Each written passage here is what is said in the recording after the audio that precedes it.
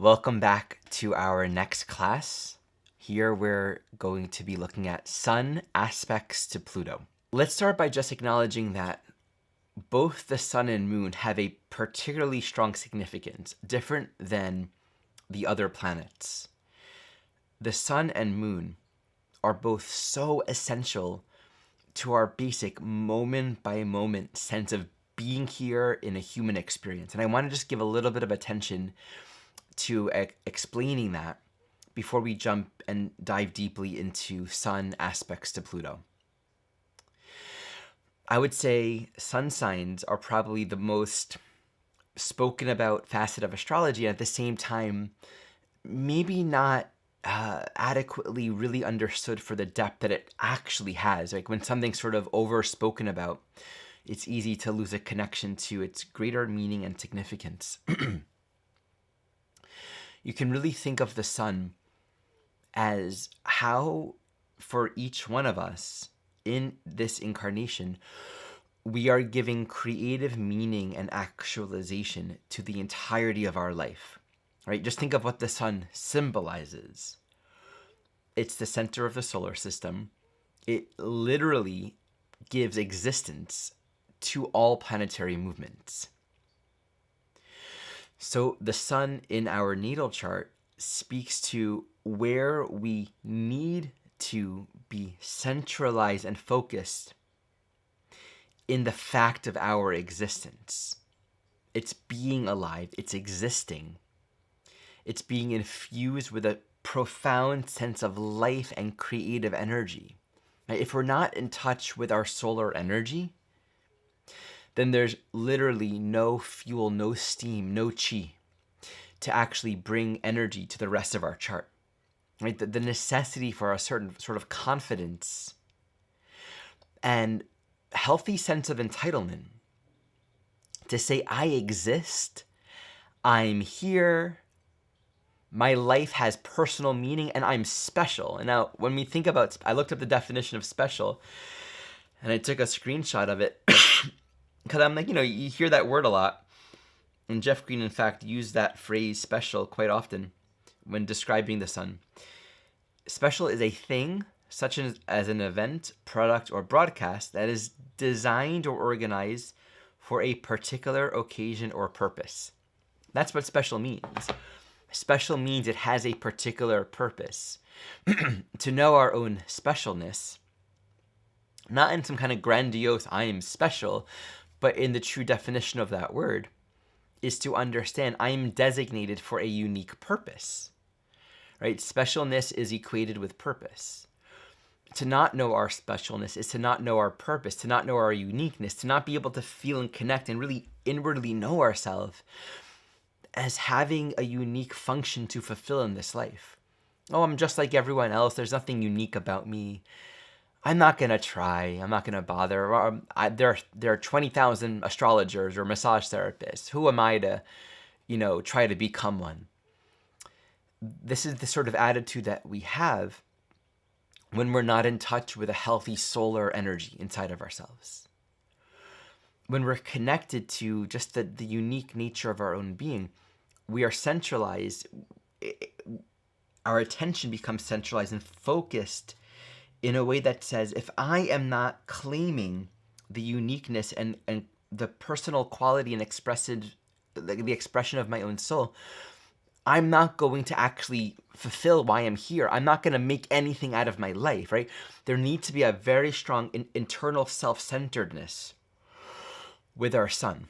Of course, that gets confused in general with the other extreme, which is a sort of inflated self-importance. And we'll talk about that, where we become hyper self-concerned with, am I pretty? Am I beautiful? Am I competitive? Am I better than them?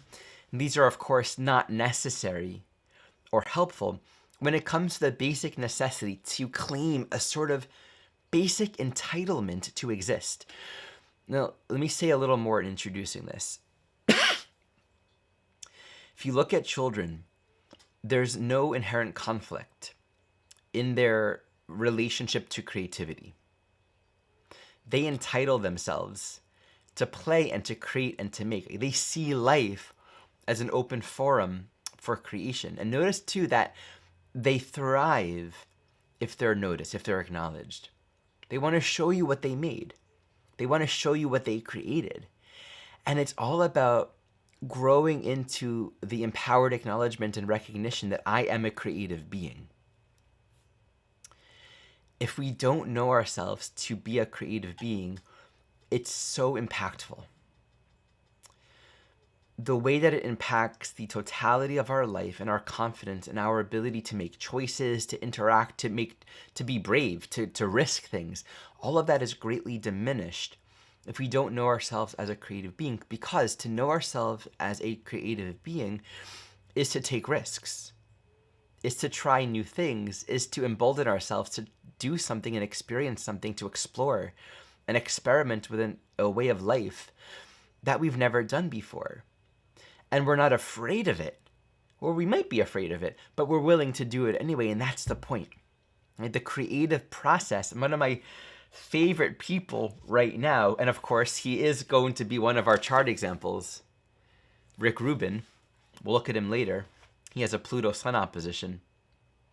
He wrote a book called The Creative Act. And whenever I open up that book, I'm drawn into the beauty of it, because it validates and gives so much attention. And just notice, by the way, the cover of this book is a glyph. That's upside down.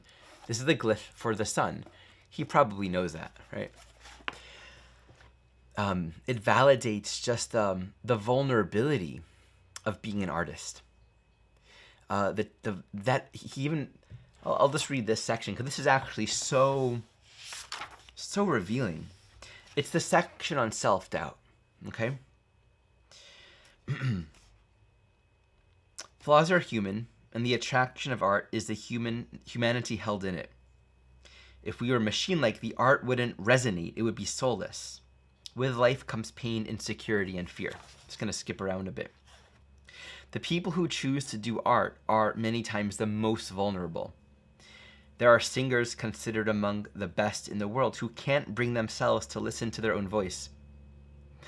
And these are not rare exceptions. Many artists in different arenas have similar issues.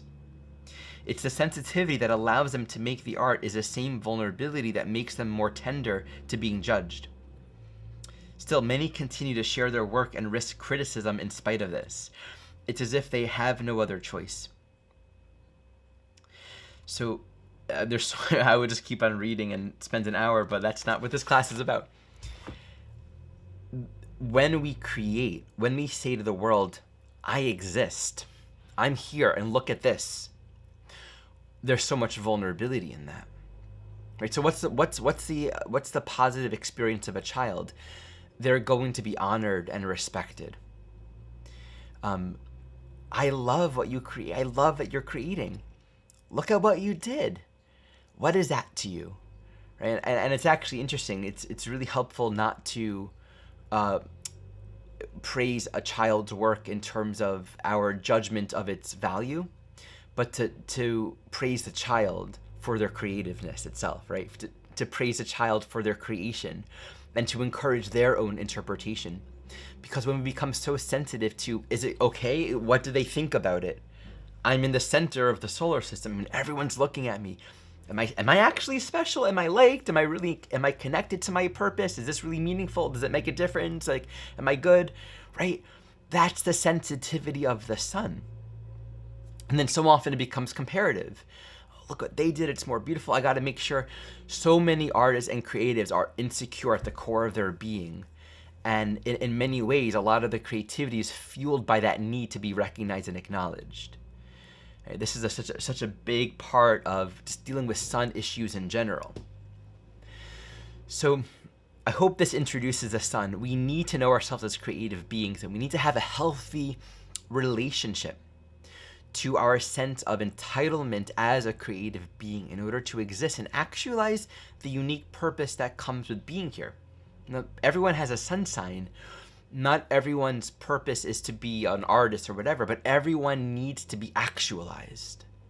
Everyone has to. And there needs to be a quality of confidence that says, I am fulfilling my purpose, my function. I'm existing and I know how to exist and imbue and express the unique quality of my own soul being. Now, before we move into Pluto, I just want to say, you can really get how important the sun and moon is. Right? Just what we've learned so far. We're looking at the deep vulnerability and sensitivity essentially to existing. Am I safe? Am I secure? Am I loved? Am I going to get my needs met, moon, right? Am I okay? Right? An internal sense of emotional security. And then sun, am I important? Am I meaningful? Am I special? Am I loved? Do I matter? To know ourselves as fundamentally secure from a lunar solely perspective is so essential. And you could even understand, okay, our lunar phase is significant. The relationship between the sun and moon in our own chart. This says something, just in looking at our natal chart, in terms of how we are embodying and experiencing ourselves as a soul in this incarnation through the human experience. Our basic sense of self, our basic sense of entitlement to exist and to know ourselves as okay and safe and grounded here. So, when we move into Sun Pluto, we're linking this creative solar actualization and purpose with evolutionary intention, with evolutionary necessity. As per all things Pluto, we're dealing with the nature of impermanence. We're through the ongoing journey of generating desire, exhausting desire, being confronted with empowerment or disempowerment, gain and loss. We're gradually recognizing and claiming and owning the agency and the eternity of our own soul, power that exists within ourselves. Thus, the evolutionary process here is linked to a strong desire to concentrate deeper and deeper and deeper on actualizing one's inherent soul capacities. So on one level, there might be a deep sense of limitation where the soul will feel psychologically limited relative to not feeling actualized. This internal sense of I'm supposed to be powerful. The power in my own soul is what I'm here to actualize and create from that power. And if I'm not in touch with that power, if I'm disempowered, if I don't feel that confidence, if I feel limited in some way or blocked in some way from accessing that creative power, it's going to have a deep psychological impact. So I'm going to provide two scenarios that are very common for Pluto Sun aspects. Coming back to the archetype of the child. Let's say we have a child and that child had a parent that did not have the ability or capacity to validate or honor the unique soul brilliance of that individual child. I need you to walk this path. I need you to be like me, right? Walk this path. This is how I want you to creatively actualize. So putting the child in this particular direction, right? I want you to become this person, this scholar, or study hard, do this thing. And I'm going to praise you and adore you and make you an important thing and special according to this idea of purpose that I'm putting onto you. Often for that individual parent, they're projecting maybe their own unactualized journey, right? And thus they don't have the ability to really see the individuality of that individual child. That individual child might feel deeply disempowered. If they have a Pluto Sun configuration in their own chart, that experience from an evolutionary perspective will ultimately induce within that individual soul a deep growing awareness of where they're not in touch with their own power and creative purpose, right? This can at some point bring up a deep brooding sense of disempowerment, right? I'm not special, I'm not important. When I did the thing that I wanted to do, I was discouraged from that, right? I wasn't celebrated, so I'm not going to do it. And in fact, if there isn't that empowerment, the soul might be looking on the outside continually for their entire life, forming relationships with solar sun type people in order to receive the acknowledgement, the praise, and the recognition from those kinds of people. Right? It's kind of like if you didn't get it from that parent and you never were actualized according to your own brilliance, you might continually for your entire life be looking to be seen, to be acknowledged. Right? So Pluto, anything will often express where we'll get into relationships of all kinds based on a compulsive, unresolved dynamic within our soul, meaning an unresolved psychological need to fill ourselves with something that we don't have, that we don't believe that we have or know it. So we can get into intimate relationships where there's an unresolved need to be special, to be seen, to be loved, to be recognized.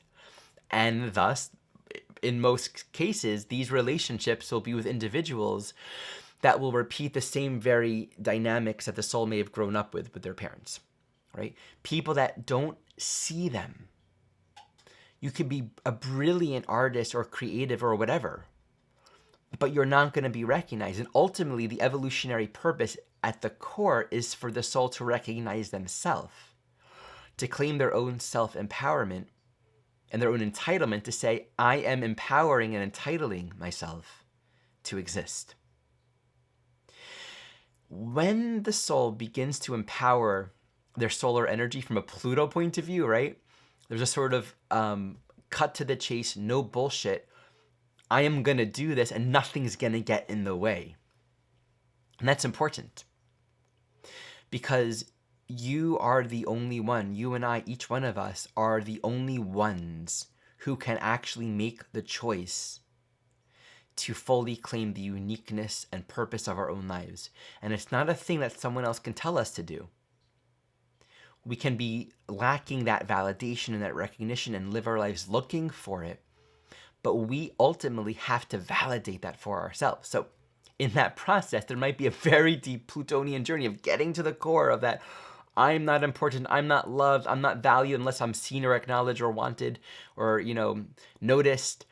And it's maybe getting under a lot of unconscious manipulation. What are the things that we might do to get noticed? What are the psychological patterns that we play out in life just so that we can be seen and acknowledged? But when we get underneath that, we realize I have to be the one to entitle myself to do it. And it becomes, as per Pluto, as we cultivate desire that leads to our own evolutionary growth, more of a single focus point of, I am going to fulfill this desire, this dream, this sense of purpose. In general, Pluto Sun people will come into this life, whether or not they are feeling an empowered relationship and understanding of it, they will come into this life with a sense of purpose.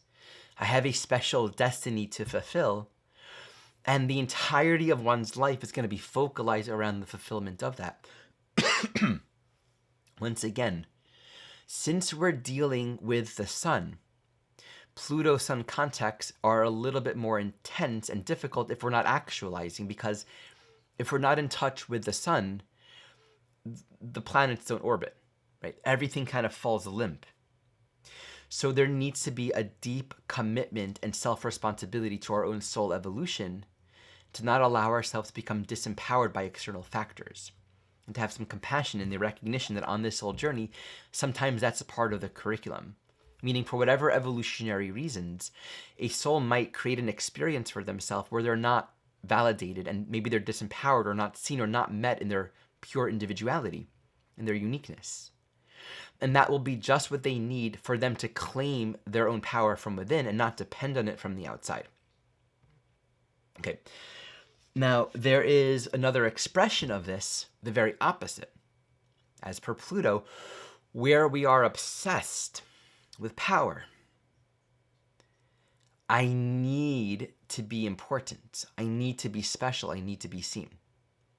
So we can find all kinds of ways of being in a manipulative state of mind where we manipulate our way into the limelight, or we enter into relationships where we're going to put ourselves in the position of being adored. In many ways, this can be sort of like the classical definition of narcissism. Narcissism is overused, and in my own perspective, we can apply the archetype of narcissism to many different astrological archetypes. But so the way that I'm using it in general is an intense and obsessive self-focus that obscures one's capacity to empathize or be able to integrate other people's realities along with my own, right? So that could be a moon thing just as much as the sun, right? With the moon, we can be so consumed with our insecurity and our sense of, I'm not sure if I'm loved, right? That emotional intensity of not being cared for can become such a strong need that we're just self-obsessed with our own state of security and how others are making us feel, that we're not able to understand other people's emotional experience. Just like a child may not be able to appreciate in the moment of their emotional intensity what other people might be going through, okay? So I just like to broaden our use of that phrase and recognize it's not just a Leo sun thing. From the point of view of Leo, from the point of view of Sun Pluto, the narcissism here is a deep, single-focused concentration on being special and important.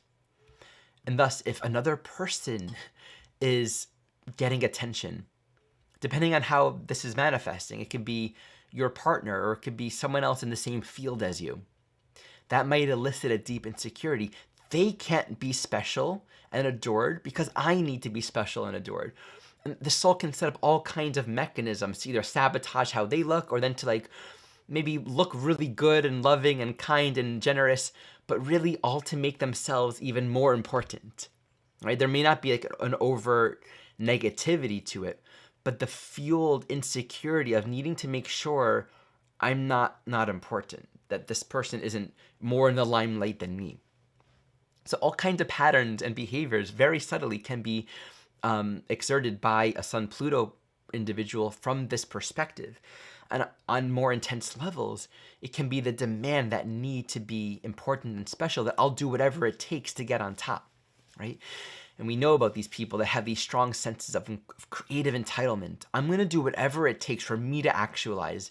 It doesn't matter how belittling or degrading I might be to other people. I'm the most important thing, right? And that is the desire nature of Pluto becoming obsessed and fixated on that need for self-actualization. And that creates its own karmic reality. Like at some point, the power and attention and importance that soul is grabbing towards will run out. Someone else will do something more important, right? Or people will stop considering them to be special or significant. And how the soul responds to that loss of power is what's important here, right? It can either be an invitation to realize, okay, I'm grabbing onto it. What's the true seed of my own creative power right now? Like what actually wants to be born through me versus just continually being fixated on just being important for its own sake. Or the soul can become even more victimized. And this is a Pluto thing in general. When we are unwilling to take responsibility for our own soul evolution, to kind of come back to ourselves, even when, the rug is pulled out from under our feet, we can easily develop a psychology of victimization where we will perceive the reality in a way that puts us as somehow being hurt or wronged in some essential way, and then we need to get back. That's the Pluto victim cycle that doesn't really end until we go within and take full responsibility for our experience. So we could have an experience where, you put in all this effort, all this heart, all this generosity, and you weren't acknowledged, right? Or people are just, giving someone else all the accolades and not recognizing all the work that you did. What do you do in those moments, right? How do you respond to that? And that's a lot of where the evolutionary growth happens for Sun Pluto. And the teaching with Pluto is whether you're seen and acknowledged and appreciated and adored, or whether they're throwing tomatoes at you, which can also be positive because at least you're being seen, that could be better than not being seen at all, being ignored, being a nobody, right? However the environment is orbiting or not around you, are you in a positive, empowered relationship to your own soul path? Are you claiming your own soul purpose? Or are you fixating on its results and what people are giving or not giving or looking at you, okay? So the core empowerment of Sun Pluto is fundamentally becoming centered in one's own soul evolutionary program, creating but then letting go. That's one of the deepest expressions of Pluto. Not having sticky energy that keeps us in the past. Wherever we find the entanglement and the enmeshments and the victimizations and the concerns with gain or loss, that's sticky. And we're bound up by the past and the future. And so our powerful eternal life force energy doesn't get to breathe and exist in its wholeness right now, because that's the only place where it can be. So our psychological energy, infinite power really, gets stuck up. So wherever that sticky energy is with Pluto, we really want to free it up, relax it, and let it go. So we return to the seat of our true power, which is always right here. So let me look at my couple notes here. Okay, we can have another experience where on the other end of it, you can have a parent that is incredibly validating and encouraging and supportive of the individuality of that child, right? So that can become an example where the soul comes into a life condition, and it doesn't mean they're not going to have challenges. It means karmically they've created a situation for themselves that supports them for whatever reasons to be encouraged, to be acknowledged, right? And they still might have a lot of deep challenges throughout their life, but they'll have the basic confidence and the sense of entitlement to exist, to create, to actually do something with their own life. In general, oftentimes Sun Pluto will develop a strong fixation on whatever symbols of creative power and purpose or actualization exist out there. These can be actual people that have actualized in similar fields, or as per all things Pluto, mantras, images, symbols of whatever kind that energetically reflect the creative essence that is wanting to be realized and actualized, right? So for example, a lot of bodybuilders will have posters, right? A lot of young men in their 20s, women too, but I'm familiar with a few young men, you know, they're like really getting into bodybuilders, taking a lot of steroids and just doing all this work to become really big and strong. They're going to emulate Arnold Schwarzenegger, who is known as one of the best, most successful bodybuilders out there, or Chris Bumstead, right? Like there are these people that have really actualized in these purposes. Or you're a baseball player or a basketball player. Who are the baseball or basketball players or the musicians or the artists or the singers that really actualize? And in some way, these solar actualizations, these individuals reflect something in you that you have. If you've ever seen The Joker with Joaquin Phoenix, I think about this because he really looked up to this one talk show host. He's an example. This is I don't know the Joker's natal chart, but let's say the Joker had a Sun Pluto opposition or square, right? Something hard and challenging. Because all of the Joker's life story really characterizes a Sun Pluto or like a strong Pluto in the 5th house kind of situation.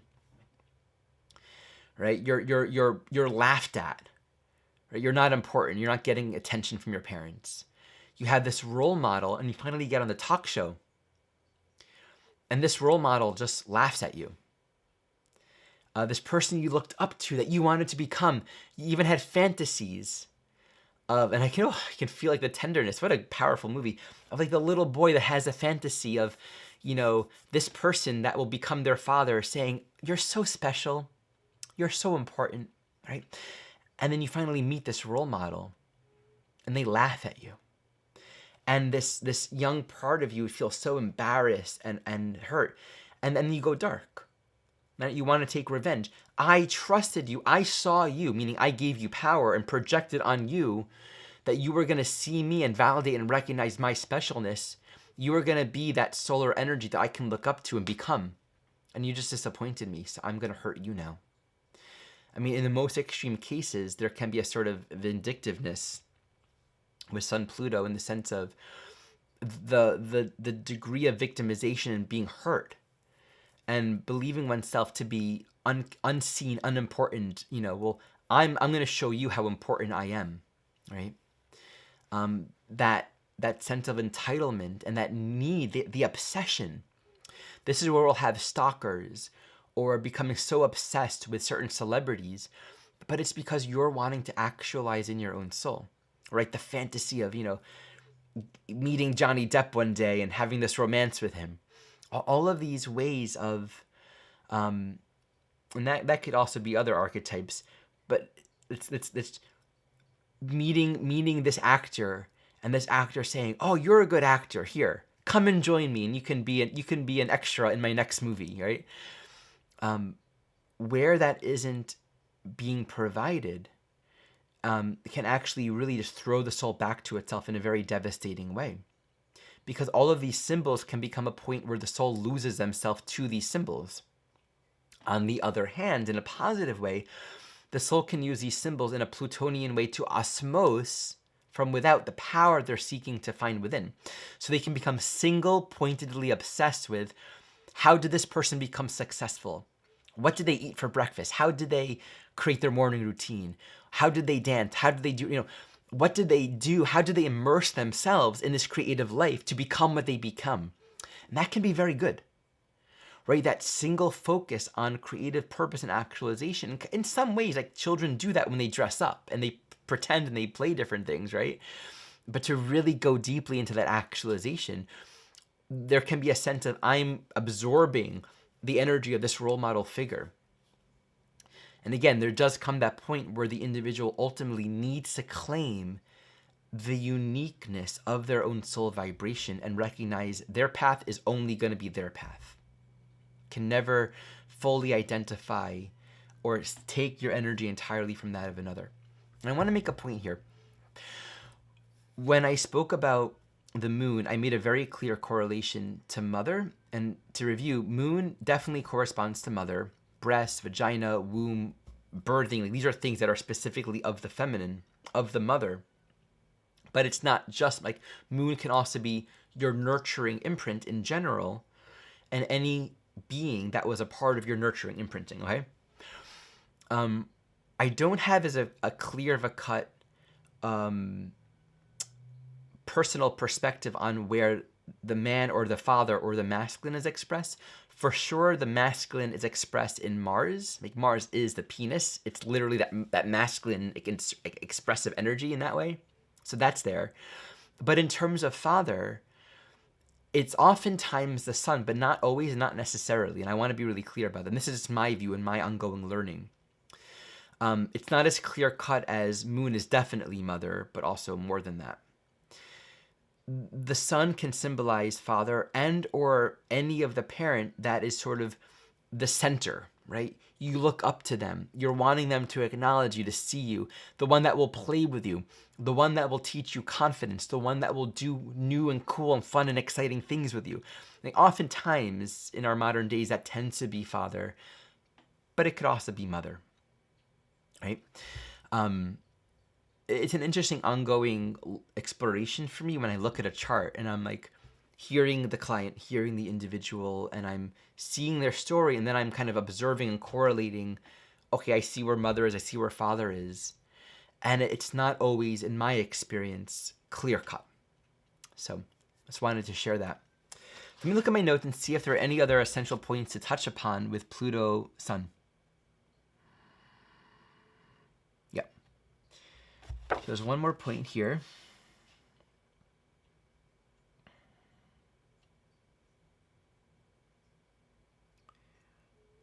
So yeah, there's a really great quote that Jeff Green puts in here.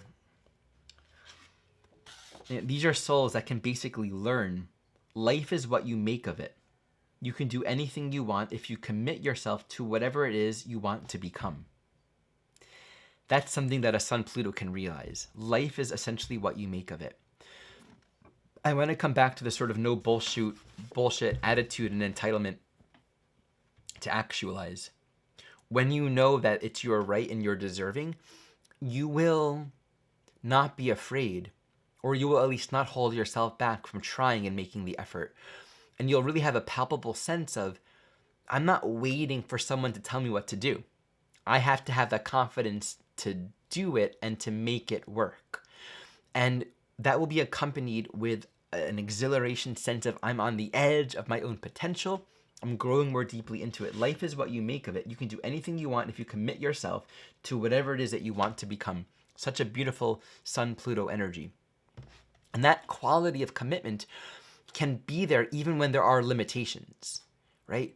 Even when people don't recognize you, or even when the circumstances say, well, do these things, but you have to operate within these conditions. Let's say you have a physical impairment or whatever, right? There are people that actualize in their athletic desires, even if they have a disability, right? It's not about becoming like another person. It's actualizing your capacity, your potential, right? In the ways that you can. And that's the point here. So the thing that I'll end this section with, Pluto is always about sharing. And when we do this deeper evolutionary work, any Pluto signature can express where a soul has the deep ability to give, to connect, to be there with other people. Okay? So Sun, Pluto people can champion the creative spark of other people, can both be an inspiration in their own actualization, and they also have the ability to really see and validate and kind of get to the core, cut to the chase of what a person's really here for. They're not going to beat around the bush. They're not going to try to make people feel special by just inflating their ego. They're not going to be interested in any kind of superficiality, neither for themselves or in their relationships. They're going to be about living. Their life is going to feel relevant to their own deserving. Sun, the dignity as a divine being that they deserve. And they're going to hold other people in that same dignity as well, whether or not other people are holding themselves in that. And if they're not, I'll have no time for you. Like there can be, I'm not interested in lower vibration working with people that aren't wanting to actualize themselves. I know that we are dignified beings and powerful, but I'm not going to waste my time with something that isn't worthy of my holiness, of my dignity, of my majesty. Again, that could be arrogant. But it could also be a sense of, I know what I'm doing and I know what I'm here for. I'm not going to waste my time just working with inflating people's egos or people pleasing or wanting to make sure I'm liked and I'm pleased and all that kind of stuff. And that can be a trap. Like that need to be liked and appreciated can really keep the soul from their sort of cut to the chase empowerment. I'm going to be who I am, whether you like it or not. So the ability to encourage and empower other people in that way is great for these kinds of souls.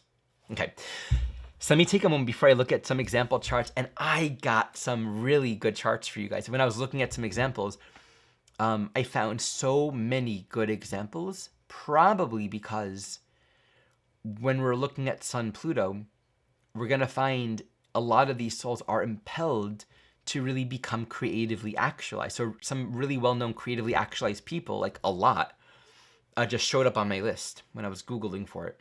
And that makes sense because that drive of Pluto with the Sun is really bringing these people to bring out their power and their uniqueness. So I'm excited about that. Okay, let's take a look here. It's so great to see you all here. Thank you for just being with me. What a joy. Okay, wonderful.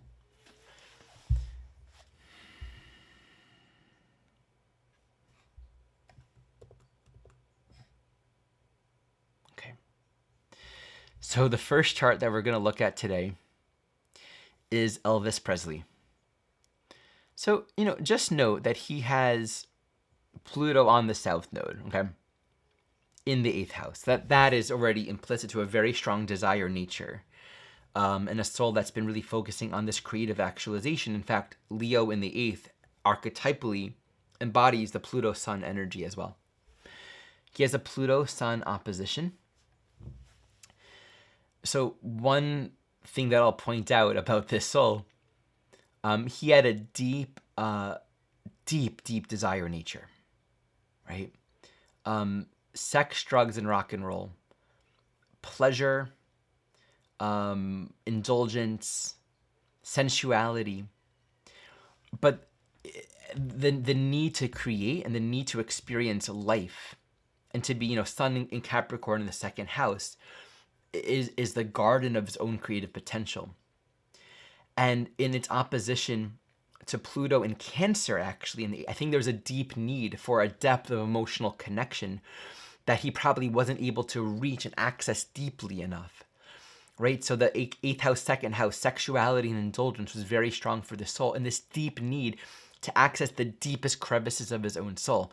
Worth noting, too, he has this Uranus square in the nodal axis in the 5th house. So, I mean, this is a soul with repetitive, strong creative signatures, we can really see his path of creative actualization. He was known as that Capricorn second house, sexy, embodied, grounded, deep, masculine energy, right? Just like people saw him as that figure.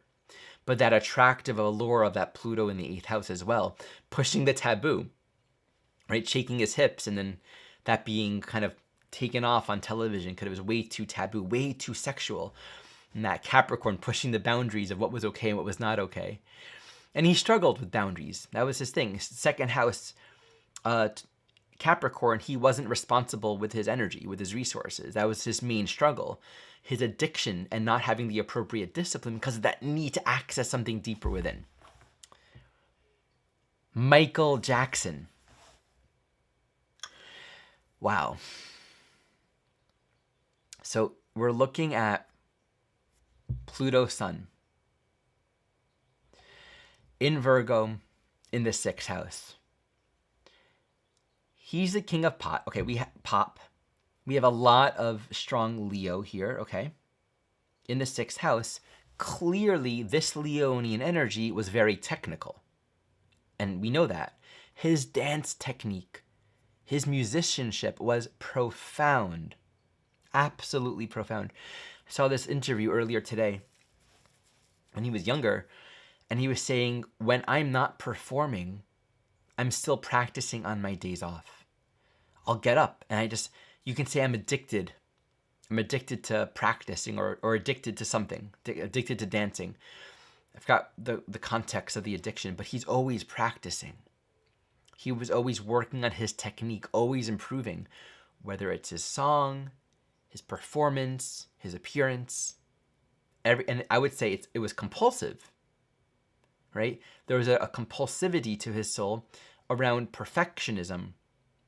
And that's the trap of Pluto Sun in the 6th house in Virgo. I'm actualizing a technique that is unique. I'm here to bring forth a purpose that is very refined, very developed, very Virgo, right? Just look at how he dances and how he sings. I heard once that when he would record a song, he was so meticulous about the room and the environment and how he would record. Everything had to be just right. He would apparently record harmonies in apparently all corners of the room for at least one of his songs. I heard about this, just to be able to record a full sound of these harmonies from 4 different angles in the room. I mean, just imagine the meticulousness of that. It's a level of perfectionism. Obviously, that concentration was a single point of focus for the soul. And that made him but obviously that was also a point of addiction where he lost his soul to that neurotic. And I think a big part of his personal healing journey, in my understanding of this soul, was in fact this process of him coming to terms with his own imperfection. Coming to terms with his appearances and the imperfections of his own appearance, and this deep sense of embarrassment around that. But then having pride in who he is beyond his imperfections. Some of his song lyrics even point to that sense of, I'm proud of myself even in the imperfections of my own being. So much of, I think, of what his soul has been striving for is the I'm enough as I am, and I don't have to associate my specialness with this quality of perfectionism. So, great example of a Sun Pluto. Okay, Ron Hubbard. This is the guy that invented Scientology, which is, in my view, a religious cult. And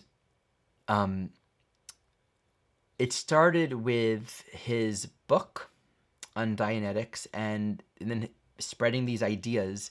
And I just want to point out, this is the nature of this soul. There's a lot of deception in this soul, right? And creating different stories that are convincing and alluring for other people, becoming a very likable, pleasing guy, but sort of suckering them into his whole organization and really getting a lot of money out of it. He has Sun in Pisces in the 3rd house, so he was a fiction writer, right? He wrote fantasy, and even invented this whole, as I understand it, this whole construct around the story of, what this world is all about and how it actually works. So he's a very good fantasy writer, very imaginative writer, relative to that Sun square to Pluto, right? Notice it's in Gemini in the 7th, so there's a repeated third house signature here. Also, the Sun is with Mercury. Very strong mercurial energy, right?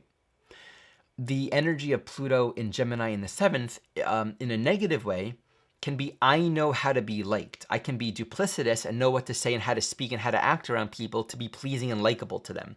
I know how to appear to be giving to make people feel like they're getting something, all the while I'm getting what I want, right? So there can be a sort of dishonest, duplicitous quality here. When you combine that Sun with Pluto, there's a lot of creative mental energy here. I'm here to actualize a purpose, and I'm focusing, concentrating on how can I persuade other people? How can I influence other people, be liked by them, have a strong impact on other people, right? We can just see how, from a more negative point of view, this Sun-Pluto is a strong fixation. I need to be important and special, and I'm going to do that by way of convincing other people and persuading them and being likable. So if you do any kind of research on Ron Hubbard, and, you know, he had a sort of infectious personality, and people were drawn to him, and many people were drawn to his words and felt a deep trust of him, but it was all deceitful and all manipulative, or a significant amount of it was, in my opinion. Okay, Ram Dass, a very different example of a Pluto-Sun square. This is a really interesting one. This is actually a soul that has really, really strong Aries energy. Sun on the North Node, conjunct Uranus, holy moly, in Aries in the 10th house, squaring Pluto in the 1st house on the ascendant. So we got the 1st house, we got the Aries, really strong evolutionary themes focus around Aries, right? So we have the Sun in Aries. This is, I have a purpose. I'm here to become someone, to fulfill a unique role in society, 10th house, right? So at first, he rose the ranks in society, became a Harvard professor, and in many ways, there is so much around, I'm living the life that I was supposed to live, or I was groomed to live, or according to my own parental conditioning. And I'm being acknowledged and accepted and validated by society. So that Sun energy is, you're important, you're special. And then I'm experimenting with LSD. I'm kicked out of Harvard, right? I'm breaking that mold. I'm following my own path, and I become an icon in the psychedelic world. And then I break out of that because that Pluto needs to keep on going. And that Aries Sun is, I need to keep on evolving and finding the next mountain to climb. And he gets involved in spirituality, meets his guru. And he actually then becomes almost like the father figure, 10th house, of bringing spirituality and Eastern mysticism into the West. He was constantly needing to push beyond the status and the accomplishment and the lack or the presence of social accolade and social acceptance, be it from parents or be it from society, and continue to actualize his sole purpose. And it really was about, how can I use my status and my authority, 10th house, and wield my energy in the world that will ultimately make a positive contribution to society without attaching to, oh, I'm a famous, important person now. For him, there's an ongoing cultivation of humility, right? Continuing to be humble, not become attached to power, to continue to refine and deepen in his own soul identification. And so all the deep changes that he's gone through in his life, he's a beautiful example of a soul that did an immense amount of evolutionary work. And that Pluto, also which squares the nodes, speaks volumes. All right, I got so many charts. I just maybe one or two more because it's just so fun for me. Jim Morrison and Jimi Hendrix both have the Sun in Sagittarius trining Pluto, right? I'm more familiar with Jimi Hendrix. I'll just speak to that briefly. This guy was all about transcendence, both through drugs, but also through his music, right? Entering ecstatic, deep transcendent states. And I would say he had a sort of death wish, right? Pluto and Leo in the 8th, he's trying to get to his soul. He can't go deeply enough to get his soul energy out. And then just like that concentration on just a pure creative energy. This is a great example of that trine energy with the fire archetypes involved. Just immersing himself in the creative act of that sun and Sag in the 12th, just surrendering to the flow of music creation. So maybe we'll have a couple honorable mentions, but a little more than an honorable mention here. Rick Rubin. So he's Pluto and Virgo in the 12th house. Usually I like to do charts of dead people, but I feel so inspired by this soul. I just want to give attention to it briefly. Definitely check out his work if you're interested in deepening your own creative, capacities and embodying your purpose. He's great. He's a great teacher. He's worked with dozens of famous musicians of all genres. You'd be surprised to see the influences he's had. His creative hand has been in your favorite musicians. You don't even know it, but his energy, his presence has been in so much creative work over the past several decades. And it's really about, he calls himself not a producer, but a reducer. This Virgo Pisces axis, in my interpretation, is about, and just like that quote I read about perfectionism, helping people come into their creative purpose, but not fixate on good enough, am I good, comparative, but what is the essence of the work that you are here to do? How can you eliminate all of the other distractions and just get in touch with the truth of your inspiration? When there's a deep transcendent impulse here, and he's in service to this transcendent unification, and what is possible when we're just in touch with that personal spiritual drive that wants to speak through us. And I really see his work as being a spiritual service in so many ways, and sort of that transcendent quality being, he's worked with creatives across all kinds of genres and fields, like not just one musical genre.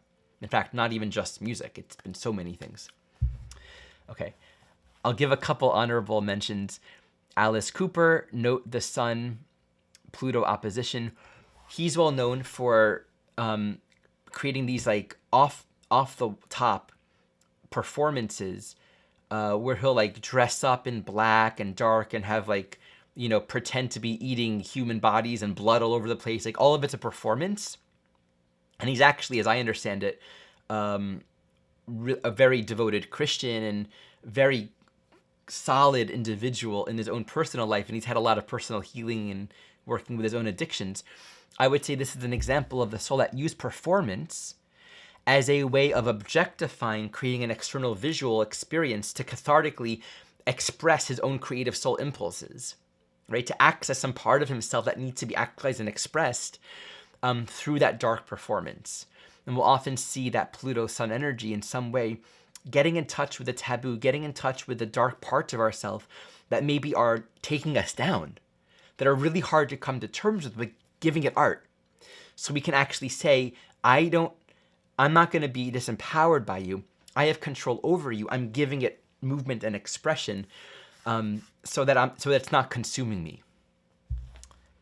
You'll find that so often just souls that just have these really powerful creative expressions with Sun Pluto, the art that they're creating is something so creative. And it's different than the moon example that I gave last week, where it's about catharsis of emotion, right? This is about, I'm needing to actualize some creative element in me. And to do that, I'm facing all of my demons, all of my darkness, all of my resentment, all of my, I'm not seen, I'm not special, I'm not enough, you don't care about me.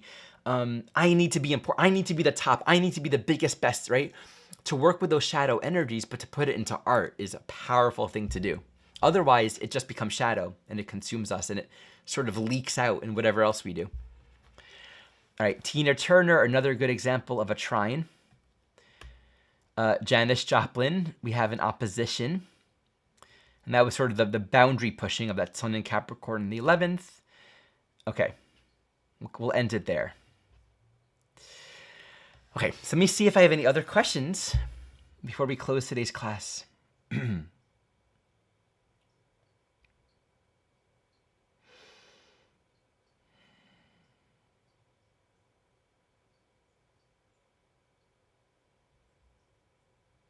Okay, so there's one question. What is the anchor planet? Okay, so in evolutionary astrology, Jeff Green taught that, yeah, and I'll explain what I mean by phase. It's an important thing. So Jeff Green taught that when you look at phases, it's basically you start with the slower moving planet and you move through the zodiac until you reach the faster moving planet.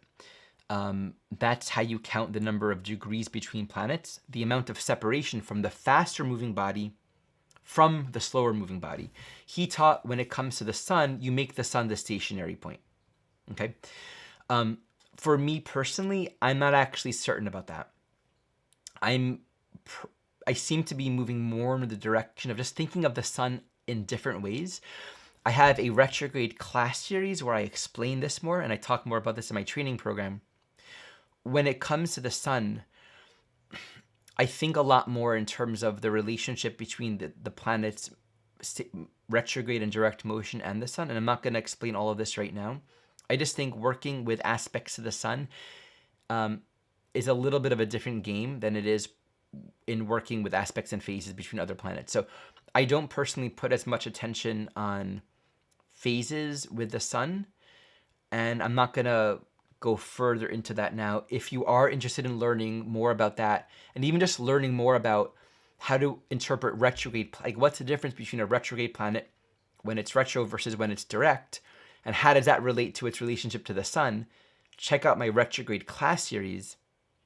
You can purchase the entire series or just an individual planet to kind of get deeply into the retrograde meaning of that individual planet. I'll be sure to put it in the link below. To learn more about phases, there's a great free talk that Kristen Fontana and myself put on. It's on the Association of Evolutionary Astrologers. I'll put that in the link too. It's a great resource. It's an intro to a class series that we're currently teaching with other astrologers from EA on planetary pairs. Understanding phasal relationship is a very big part of EA, and it's a big part of what I teach in my training program. And so we're going to quickly promote that as well. For those that don't know, my training program begins in 2 weeks. This is studying the evolutionary work rooted in the teachings of Jeff Rudolph Green, expressed through my own ongoing learning and realization. We also have the School of Evolutionary Astrology, where you can learn this directly from Jeff Green from the videos that he recorded like 30 years ago. My training program is a really great complement to anyone who is wanting to study this EA work, either just by itself, my course, or along with the actual EA DVD course, which is now on a thumb drive. My training program includes video content, workbook, transcription, and weekly classes where we do Q&A and practice together. So if you're appreciating these teachings and you're drawn to go deeper in astrology and want to study with myself and a community of like-minded souls, check out my training program. It might be a good fit for you. We begin with our intro class in just a couple weeks, and all year long I have the self-study version available as well. You get all of the curriculum, all of the video, workbook, transcription content, just no forum and no live classes, but you can upgrade at any time to join all of those. So once again, check all of that in the description below. Please reach out if you want to talk more about my training program as well. So everyone, thank you all so much for joining me today. This concludes our Pluto Sun talk. I also want to say I am available for consultations. So if you feel drawn to receive the support along your soul path through the help of an astrology reading, I do that. I do individual sessions. I do relationship readings. I also do soul-to-soul companionship sessions, which are long-term sessions where we meet over several months. It's discounted, but it's like a group of sessions so that we can have some sort of continuity and build relationship with each other. Check all of that out on my website. Thank you all. Next week, we will come back with what comes next. Mercury. All right. Bye for now.